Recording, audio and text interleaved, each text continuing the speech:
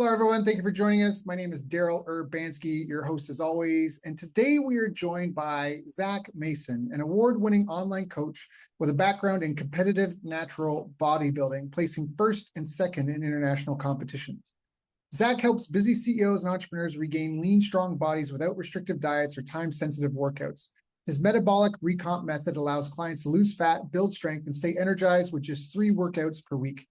Zac's mastery of online marketing has grown his coaching business and led him to create VidSurface, where he mentors others on getting YouTube to organically show your videos to more people. With expertise in fitness, nutrition, and marketing, Zac empowers clients to transform their health and lifestyle sustainably. And I've asked him to join us here today to share his story and insights into using YouTube for business purposes. So Zac, thank you so much for joining us today. How you doing, man? Well, thank you for the invitation, and I'm excited for the chat. Yeah, I'm glad to have you here. We got a lot of mutual friends, and I got a lot of respect for what you've accomplished. Now, how did you even get started? Obviously, you're running a couple of small businesses. Do you come from a family of entrepreneurs? Are you just carrying the torch that your parents carried before you, or?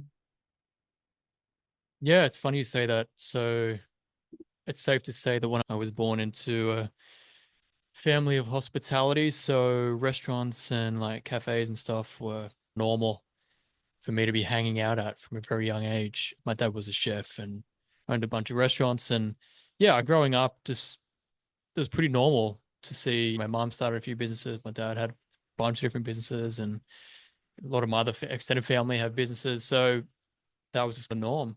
But eventually, I realized that I wanted to go on my own path and had different interests, and fitness was a big one of those, which completely changed my life. As long as it took to change my life, I wanted the results for a long time, but once I finally figured it out, that's how I got into the bodybuilding stuff, and it all kicked off from there. And probably my early 20s is when I started taking health and fitness seriously. But all I came from a background of entrepreneurial family. So when you say you figured out the fitness, you were doing it as a business already then? Like this was your first business as well, or was it a hobby and you were just working jobs while you did fitness as your passion and competing in the bodybuilding? How did you get started? I never wanted to be a fitness coach or a personal trainer. Like I, in a very immature and naive point of view in my young days, I thought it was a bit of a crappy job. Like you would want to be a trainer in a gym all day. So it started out as a hobby. And at the time I was working in a family business, which was a very kind of new business that wasn't exactly where my passions were. And it was very stressful and demanding on it from a energy and schedule point of view. And I got to a point where I realized I wasn't looking after my body, and I was surrounded by people who were either overweight, drinkers, smokers, ate a lot of fast food, were very stressed. I could see down the road, if I stayed on that road, I would end up just like them. And Right. that is not where I wanted to go. And I was already taking steps down that path. And I thought, here's the time to make a change now. And that was in my early 20s. So it became initially more of a health conscious choice, and also as a coping mechanism to deal with the stress and anxiety of just life and not having much money and not really knowing my purpose and what I'm doing and not really having any sense of direction or qualifications or anything. And that passion grew as I started learning and training with people who knew more than I did and learning from them and asking for help. I found that was a huge thing in my early days, was just swallowing my pride and going up to the strongest, fittest people in the gym and just talking to them and just asking about what they're doing and how they're training like that, and learning different methods. And by doing that, I was like picking up clues and then trying it and getting better results until I had like my own coach who was teaching me everything. Hmm. And yeah, look, one thing led to the other. I started seeing results in my body that I never actually thought was possible. Like I always wanted it, but I thought it was genetics, or it was my Italian frame and just my makeup. I could never look like the guys on Men's Health. That was just never going to happen. And I Right. thought they were born with some special talent or genetics. Zac wasn't, and I Hmm. turned out to prove that wrong. And so much so that competing somehow came on my radar through a friend who used to compete. He kept nudging at me to give it a go, and I was like, I'm not doing this to stand on stage covered in black tan in a G-string flexing my muscles. That was never the goal here. I just wanted to do it for myself. But then, yeah, like he kept pressing, kept poking, and I eventually clicked. Hey, if I could get on stage and do this, even though it's not really something I ever wanted to do, but if I could do it, it'd be like the biggest thing I've ever done at my young early life. And for sure, beyond that, something positive would have to come beyond it. If you really commit to Mhm. something, something good has to happen after. And it did. And I remember walking off stage and being like, shit, this is real. I just did this. I completely changed my body in a way that I never thought I could. And as I walked off, it's like the old Zac had died and the new Zac's here. It's like that scene in Lord of the Rings where Yeah, Gandalf returns in the Two Towers, and he's yeah, like, "Oh yes, I remember they used to call me Gandalf." It was like yeah, I walked yeah. backstage, I'm like, "Who is the old Zac? I don't know who he is anymore." That was like my Gandalf moment, and yeah, I'd like to say it was all uphill from there, but obviously the new mountains appear and the trek continues. I hope that all makes sense so far. It makes great sense. And I especially love that you talk about when you commit to something. What I've noticed, because I've been fortunate enough to train with world champions and even some Olympians, is that when people commit to something and learn how to master one thing, there's transferable skills and understanding the process of how to excel in other areas of your life as well. So I think that there's real value in that. And a lot of kids, they don't figure that out. They just jump from thing to thing. They're chasing pleasure, right? Pleasure and what their friends are into versus discipline Yeah. and or something. So I think that's a really valid. And the other thing that you mentioned that I think is we're talking about that I feel that there's so much, I hate this term, but there's not everything in the jungle kills you and eats you. Some things just try to feed on you for as long as possible.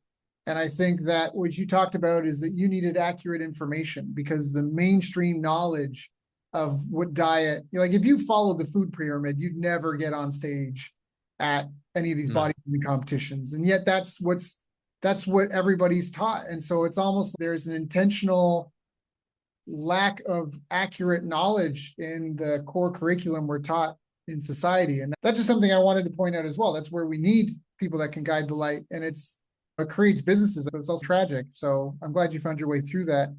What were some of the biggest challenges for you in not so much the personal fitness journey, but in your business journey? What were some of the biggest challenges that you've had to face in your business career? Getting into the fitness stuff after competing, so that was a decision. I thought, okay, I've competed now. I've learned these skills. People are taking notice. They're asking for help, and I initially started helping some people for free and just proving that my method actually worked Mhm. for people who are not me, and it did. And I thought, okay, I can do this. So then I got my qualifications while working in a gym. So I just got a job in a gym. That was like my first official job outside of family business, which was super weird because I'd never really had a boss who was not related to me. And yeah, it was an interesting experience. I learned a lot about how employees can easily just be treated like robots. Mhm. And that drove me to get out of employment and become a sole trader working for myself within the gym. So my first big challenge was, yeah, dealing with that, getting paid horrendously, not like low rates per hour, even as a casual with no benefits. It was just a really sucky time, but it allowed me to literally spend 8 to 10 hours a day in the gym, just watching the PTs, learning human behavior. What time do people come? What do they do? What are they doing wrong? Where can I help them? Learning my Mhm. way around the gym, different personalities, who goes to the gym at 5 a.m. versus who goes at 5 p.m. Like just living in the gym it became my whole life. And naturally, that's when I became a trainer. So it was just from scratch. And the thing with the gym I was in, there was no like PT, there was no personal trainer like program. There was no PT manager. There was no curriculum. There was nothing. It was like, oh, you want to be a PT? Cool. Sign the contract, pay us rent, and good luck. Mhm. So I had to jump in the deep end and just start swimming and trying to figure stuff out really quickly. And thankfully, the manager at the time was super helpful. He was a great guy. We had a lot of fun, and like the manager of the gym, not the PT, and he helped me out a lot to get clients and just get going to a point where I had enough clients so I could completely quit the job and just go all in on training. And I did that for a while and built it up to just a very modest income for part-time hours. It was difficult to keep pushing because the gym has a limited capacity of people. Plus, there's also other trainers in the gym. So Mm, the competition was high and the supply of clients was capped. And sooner or later, I hit my threshold where I'm like, I could literally spend 6 hours a day here and not get a new client because there isn't any. Like, the membership is the member base. So unless the gym is doing active marketing and bringing people off the street, there's nobody else coming into the gym. And I realized very quickly that this would only ever be just a modest kind of income for reasonable hours, but annoying hours because you have to get up at 5 a.m. and then everyone's at work and then you have to go back to the gym in the evening. So I was like, okay, this isn't going to be a long-term thing. I can't be 40 years old, 50 years old in the gym doing this, trying to raise a family. And right. that's when the idea of online came into it. But I had no idea about marketing Mm, or any idea of how to package up a program. And I was just like a perfectionist procrastinator back then, where I couldn't see how I could just make a program and sell to people. I'm like, no, they've like, you've got to figure out this and figure out that. Like I was way too like detailed and perfectionistic with programming and diets and stuff.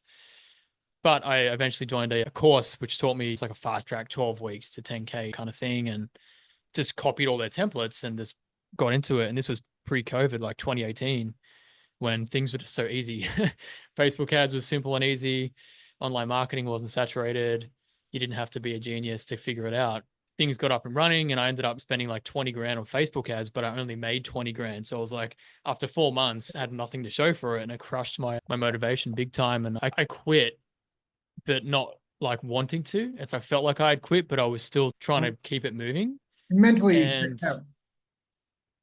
yeah, I feel like I couldn't cut it. Like same mentality with the training. Like, I'll never be these fit guys on Men's Health. It was like, oh, I'll never be this online coach guy. And I started settling.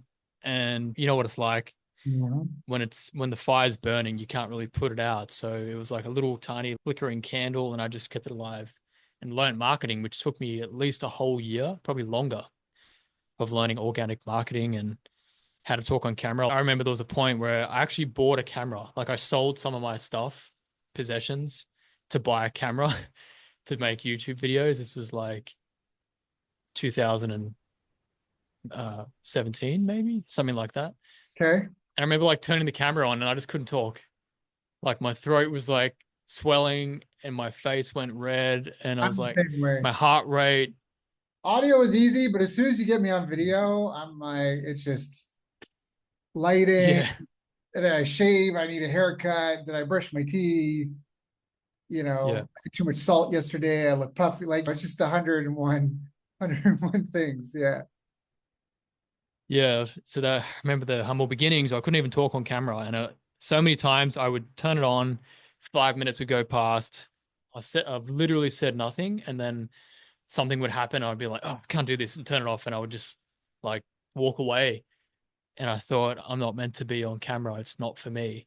And yeah, so thankfully I broke out of those patterns, and I just kept trying and learning marketing and just making a video. And if it sucked, I'll just delete it and do another one and do another one. And after many reps, just like the gym, I'm putting like hundreds and hundreds. Like I think I've posted, I just post, I don't know, it could be video, text, whatever it is, thousands, probably 2 to 3 thousand posts over the last couple of years. And just by doing those reps, like doing, if you do 1,000 bench presses, you're going to be really good at bench. If you do 1,000 squats, you're going to be really good at squats. 1,000 chin ups, you're going to be really good at chin ups. I agree with It's the that exact principle, same. but I've been working on my squat for 8 years and it still sucks. But I'm just, Well, busting your balls. Yeah, I get what you're saying. yeah, yeah, yeah. Yeah. And yeah, So what would you recommend to someone who's starting out and struggling? You mentioned you learned organic marketing, and I think that's an important distinction because yeah. you paid ads and you got some results, but you weren't really profiting. And then you say you turned to organic marketing. What is the big differentiator between the two for you?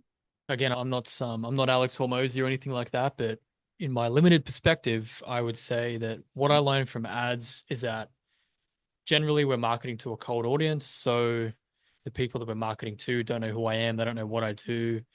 They're probably in a rush. They probably don't give a crap about what I'm saying. So if I don't give them an instantly clear reason to pay attention, they're not going to. Mm, Whereas with organic, we can slowly but surely build up like a digital farm almost of like people who over time will kind of, you're building this relation, like almost like a one-way relationship where they're getting to learn about you.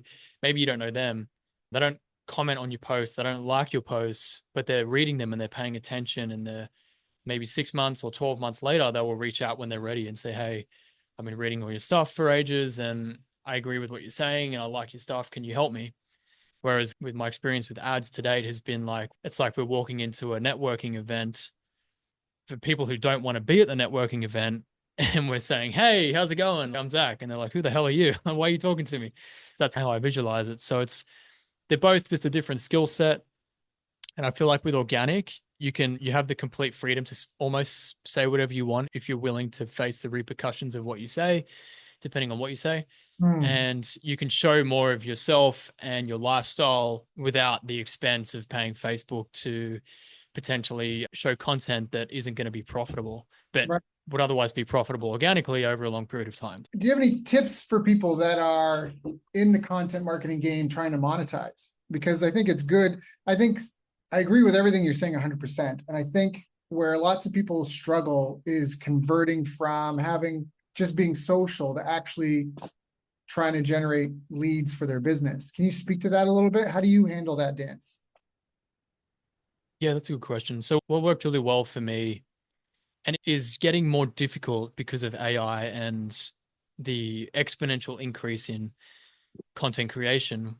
However, what worked well for me was putting out very clear and direct offers, but not too often. So being consistent, putting in the daily content reps, or if it's not daily, like at least maybe every second day, like whatever the pace is.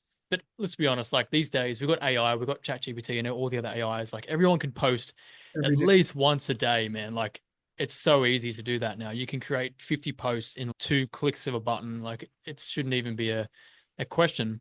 However, post daily, so put in the reps and you're obviously testing. So you're starting to see what works, what doesn't work. But it's also a fine line between getting engagement. Usually the people who engage, they're not necessarily buyers.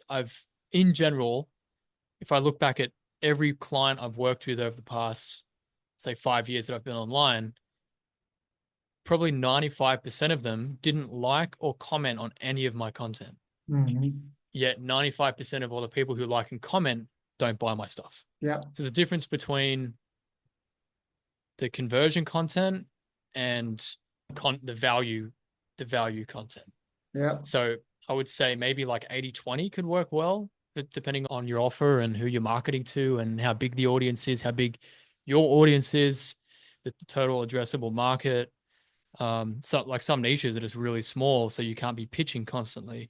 However, when there's a huge market and if you have a huge audience, you could be pitching more often. There's got to be a ratio that you figure out of, okay, if I post this many value posts, then I can post a direct call to action that will get people putting their hand up and reaching out. And something that's worked well for me is just being very direct occasionally, like maybe once a month or twice a month, where I'll be like, hey, this is what we're doing. Here's the results you're going to get in X amount of weeks.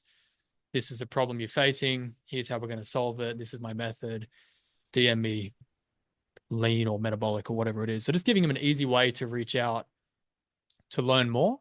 And then that becomes an opportunity to have a discussion and a conversation around whether or not that person is even qualified for my program or my help.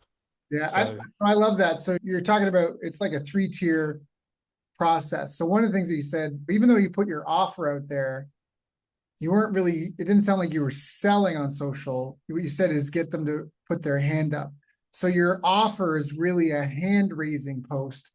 Who here is interested to come off of social media and have a conversation? And then you also said something else where you will qualify them. And I think that's really powerful, especially you mentioned the pandemic.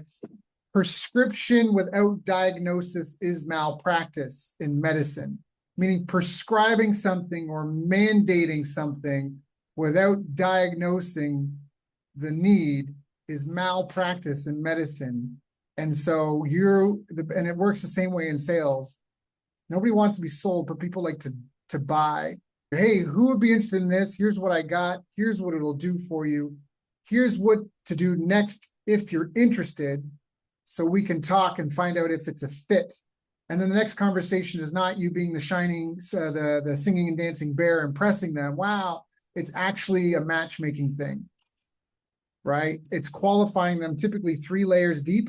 One of them, it helps if one of them is binary, meaning it's a yes, no, meaning I can get results for people, but they have to have an email list of at least 300 people, or they have to have at least 300 followers on social media. Some binary yes, no answer is really good to have in your qualification criteria. And then after that, you're making your sales. That sounds great. That sounds really easy to do. That sounds very reliable. I think that's really powerful. Are there any sort of specific skills or behaviors that you believe are important to improve or develop as a business owner or even an online business owner? Yeah, I think regardless whether it's online business is still an offline business. I'm a human sitting here in an office. I'm not a avatar in a computer, right? The principles are the same. But if I look at business and fitness very similar, there's repetitions required, there's data required. Like with fitness, I take a data-driven approach with biofeedback. I don't coach anyone unless I can see their data and I know what direction their body's heading, what are their blood markers, how much energy they're burning, what are they eating, the ratios and macros. Because if I don't, I am just guessing. And like you said before, prescription without diagnosis is malpractice. If I'm a coach saying, hey, you should eat keto, but I don't know anything about your metabolic health and I don't know about your dietary habits and the times you eat and how often you work out and don't, then I'm just throwing an opinion out into the wind and telling you should do something for the sake of making me look good and you feeling good.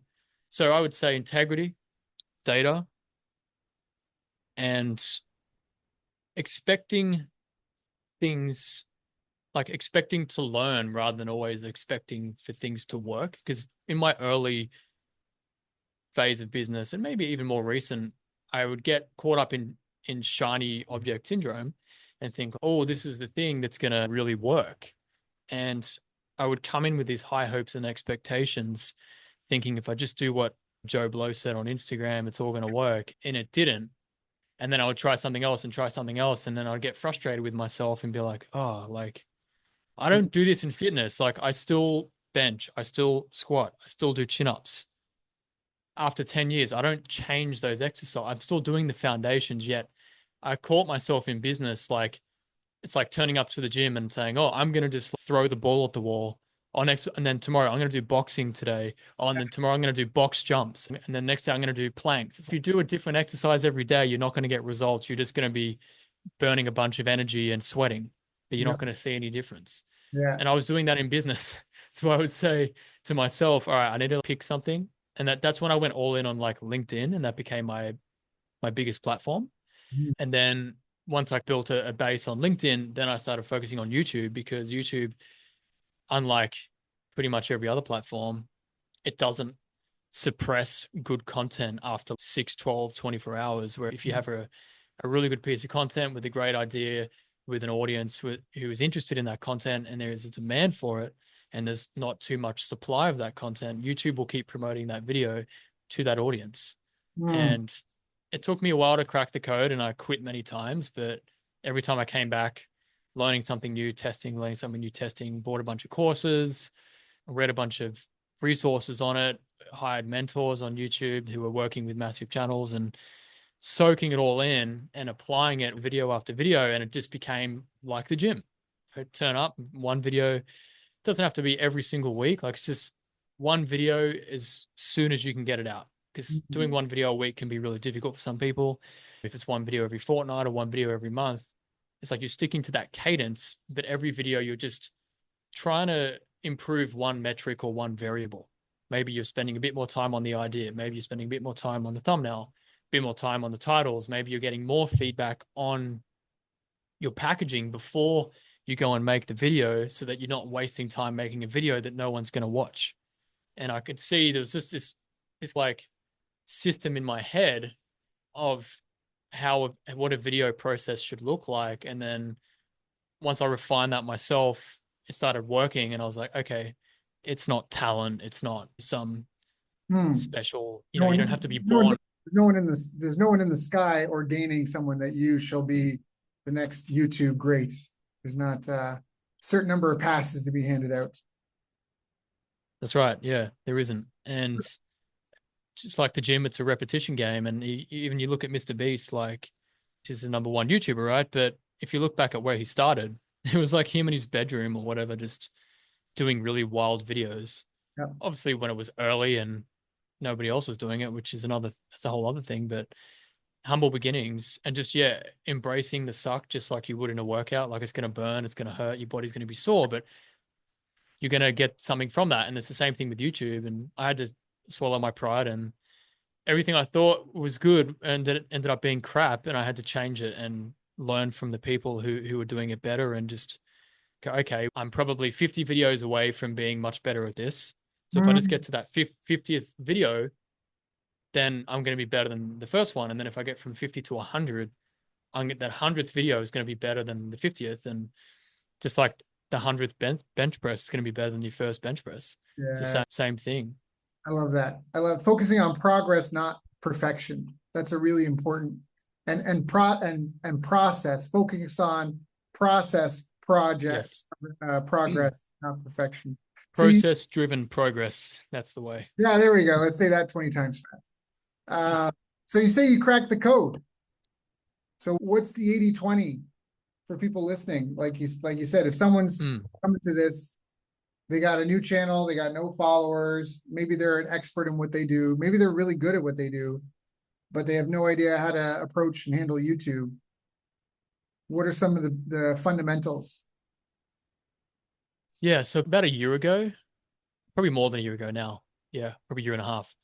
I started focusing a lot more on my YouTube channel. And at the same time, I was helping out James with fitness, Yep. James Shamko. So we were doing a transformation with his physical fitness and his strength, and he's done awesome in that. You'd be shocked at how well he performs in the gym for his age and how great he looks. He doesn't show it off, which I respect, but he's done awesome in the fitness side. And we were both like keen on YouTube at the time, and he has a passion channel that not many people know about, Mhm. because unless you're into that passion, you wouldn't watch the content. So that's the first clue, is that if you're going to make content, then it needs to be content made for a specific audience who wants to consume it. Don't assume that everyone is going to want to watch your videos just because you made them. YouTube will only show it where the interest is. And if there's no interest, chances are you're not going to get the views that you might want to get. Mm, And we started applying different techniques, and we learned an awesome amount from a few people in James's community about YouTube, and we started applying that. And I happened to also have a big passion in the channel that James was building up, and it was a surfing channel. And I learned to surf in my early teenage years, and had surfed on and off since then. And it's a passion of mine. So I just started, yeah, helping out where I could, because I love thumbnails, I love design, mm, I've always loved editing. That's why I did photography and art in high school, because they were my favorite topics. Even though I never got my high school certificate, I just stayed there and spent all my time and effort on art and photography and design and stuff, and carried those skills with me. So I was helping out, hey, try this with thumbnail and maybe do this video idea, or doing a bit of research. So the first biggest thing was the audience. Who are we making the videos for? Who's going to watch this? Why are they going to watch it? And then focusing on the big idea. So typically the best videos have the best idea behind it. They may have a good thumbnail, they may have a really good title, but the title and the thumbnail sit on the foundation of the big idea of the video. mm, mm, And the mm, big idea is often, or can doesn't always have to be so obvious. It can be something that's like um that's more like a feeling. And mm, I'm trying to think of an example. So yeah, a video that really blew up recently was like, for example, like, are cheap surfboards worth the money? So it's a very strong title. It begs a question, but at the same time, there's so much below the surface and the mm, big idea of that concept, which is, as a surfer, we're always thinking like, should I buy a new board? Should I buy a new one? Should I get secondhand? Is secondhand bad? Is it going to break? Is it quality? It creates all these questions and unanswered questions that we have in our mind that we want answered, so that we can go and buy the next best board that's going to unlock better surfing, that's going to give us more fun, help us catch more waves, make us feel good out in the surf. And even just every time we buy a surfboard, it sparks us to go and surf more. So there's Hmm. all this hidden meaning behind that one title. And the big idea was all of that is the big idea behind that Yeah. title. Yeah. And it did so well. That video got, so far, I think it's like 42,000 views. And at that time, this channel didn't even have 1,000 subscribers. So we got 40x Yeah. views ratio to subscriber count. And yeah, and that's my big point is if you get the big idea right and then you package it well with a title that resonates directly with the right audience and the thumbnail gets their attention and it feeds into that title and makes them click, then you have an opportunity for your video to do well. And Yeah. that's only then you should focus on the video, because if the big idea in the packaging is not congruent and it's not potent and powerful, no one's going to watch the video anyway. Yeah, I love that. This is reminding me, it's old school's new school again. Here's the thing, when I Mm, first got into online marketing, it was called the 10 by 10 by 4. And it was the top 10 frequently asked questions, the top 10 should but don't ask questions, and then mm, 4 kind of call to action videos. So the idea was, if you're brand new and you've got no idea where to start with those, top 10 frequently asked questions, the top 10 should but don't ask questions, and then the 4 videos. And the 4 videos, one's like the one you just stick at the end of everyone. If you like this, go to my site, blah, blah, blah, and get the other 19 videos. And then there was like a welcome video for the page. Welcome. If you want all 20 videos, put your email in here. And then a thank you video on the page, and then like a VSL or something like that. That was the basic model. It was a 10 by 10 by 4. But I think what you're saying, if you can just, if you, what I love is that it's this is marketing 101, and this is a mistake I've made so many times. I'm embarrassed to even admit it. But the who is so critical. Like, people get so yeah. caught up with, it's almost like I did Brazilian Jiu-Jitsu for years, and so many people get caught up in the new fancy moves, the rubber guard, the turtle guard, the Z guard, all this stuff. But you look at some of the Yeah. sport, there's a guy, I think it's is it Carlos Gracie? Hey, Hodger Gracie. Hodger Gracie is one of the winningest jiu-jitsu fighters in the history of the sport. I'm not a fanboy. I nothing but respect, but he's just got a ton of titles. And he's also one of the most boring ones to watch, I would say, because everybody knows what he's gonna do. He's gonna judo flip you, he's gonna get top mount, and he's gonna gi choke you. But the problem is that no one can stop him from doing that to them. And he's just won all these titles, and everybody knows what's coming. He's gonna try to judo flip me, and so they're like, wait, oh, he's gonna get mount. No one can stop it. And we're talking about the best in the sport, but it's just these bedrock fundamentals. And so really, there's a couple of things you just mentioned, I think, is worth people maybe re-listening to more than once, where it's the who, the why they'll watch it, and the big idea. And that those, like I say this to clients sometimes, if I told you Beyonce was naked waiting in a hotel room and she wants you specifically to come visit her, you wouldn't care if I wrote it on a napkin in crayon, right? Like, the content, the significance of what I'm sharing is what really matters most. And that's such a powerful tip. Where do you see things going over the next sort of 5-10 years? You mentioned AI. We've had a lot happen geopolitically. There's a lot of economic stuff happening. There's technological revolutions coming abroad. What are you watching come down the pipeline? How are you preparing for the future? That's a $1 billion question, isn't it? If we all knew what was going to happen, then we would go there or not go there. But it's hard to say because of AI advancing so quickly. But I want to believe that these platforms are also going to a degree, regulate so that we're not all being fed deep fake content that we can't tell the difference anymore. It's already happening, but the production of content is ramping up, and it's only going to continue to ramp up. But it almost doesn't matter because time doesn't change. We only have 24 hours in a day. We can only consume within the time that we have to consume, and everyone's getting busier, and inflation's jacking up prices. People are working longer, and like, time is limited. It's always going to be limited. So you can put out 100 videos a day, but that doesn't mean everyone's going to watch all those 100 videos. That is a real problem. So I think at least the direction I'm taking is just to keep things real and authentic. I believe, and this belief could change depending on future situation. But we currently believe that if we just keep it real, keep it authentic, genuine, people are going to value human rawness and authenticity. And as cliche as it sounds, or being authentic and genuine, they're going to value that more because everything else is so fake.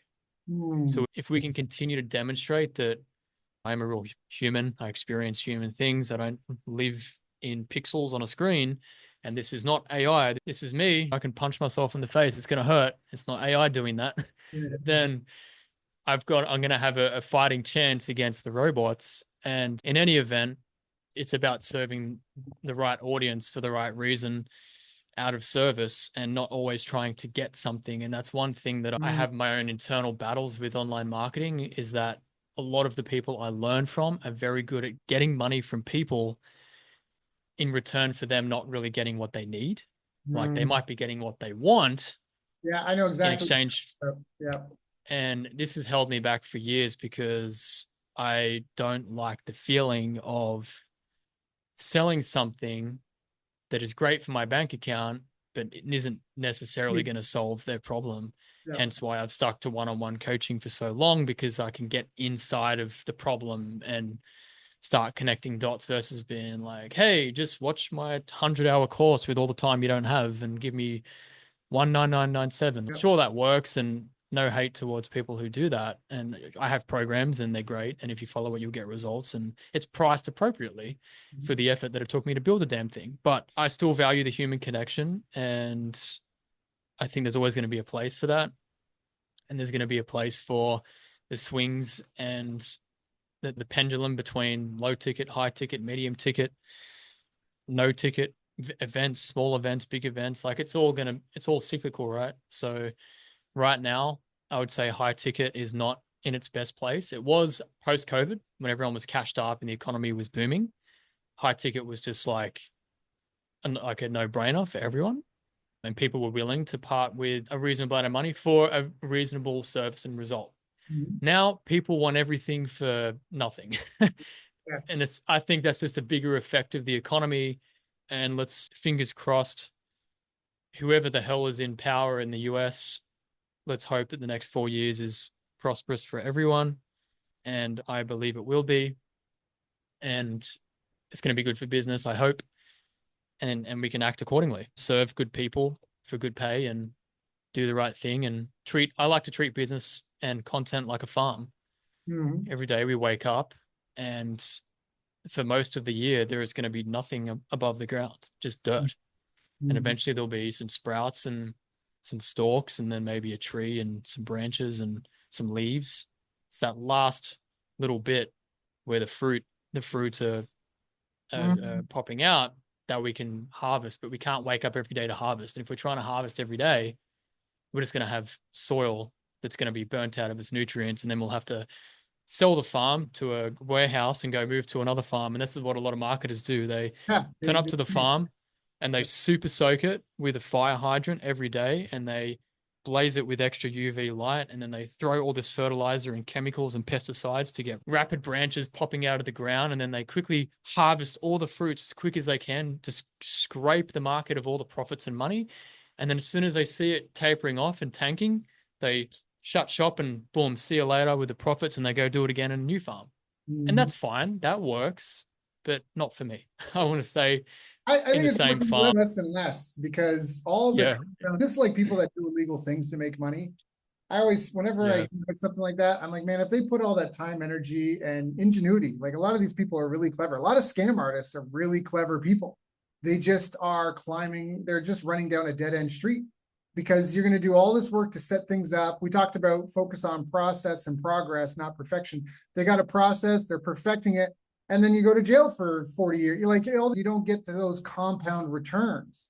And all, whether it's personal relationships or business, all the benefits come from the long-term compounding effect. You talk about building a farm. I think that's a great idea. That's actually where original list building used to come from. It was the real estate industry. A realtor would farm a neighborhood. They would set up a barbecue and a meet and greet, and they would go door to door and hand out their card and shake people's hands and meet them, because people typically buy when they're ready to buy, not when you're ready to sell. You can do things like create Mm. scarcity events to try to trigger things. That's true. That's real. But generally speaking, people buy when they're ready to buy, not when you're ready to sell. You can give them a reason why to buy now from you. But generally speaking, you could be the best chef in the world. And if I just left an all you can eat restaurant, it doesn't matter how good your food is, I'm not ready to buy. And so would farm neighborhoods and build relationships. You talked about, I almost feel like you're using your organic marketing almost how I use my email list. I've had an email list for years, and I used to have a martial arts school, and I had a guy that came in and did some demo classes and never joined, never paid me money. But I had an email list and I kept in touch with them, and I sent a newsletter, and I just stayed in touch with people and stayed in touch with people and stayed in touch with people and updated them with what I was doing. And some people would opt out. Some people would say, I hate you. Some people say whatever, but I just kept trudging along. 8 years later, this guy starts a business with a friend, and they contact me, and they end up paying me something like 25, 30 grand over 15 months. And it took him 8 years to pay me a single penny. But when he was ready to buy, and I had a hand-raising offer, it just worked out. And so that's the whole 10-year overnight success. So lucky. It looks so easy for you. It's so easy. Oh, I don't swear a lot in my podcast, but I love this quote. It's success is like pregnancy. Everybody congratulates you, but nobody knows how many times you got fucked to achieve it. It's a real thing there. So I think you've given great foundational, like grassroots, salt of the earth people to have answers for today. What do you feel are some of the greatest mistakes that you see other entrepreneurs making? We've danced around this, you've given lots of tips and tricks, but to really hit the nail on the head, what do you think are some of the greatest mistakes the other people making in their businesses?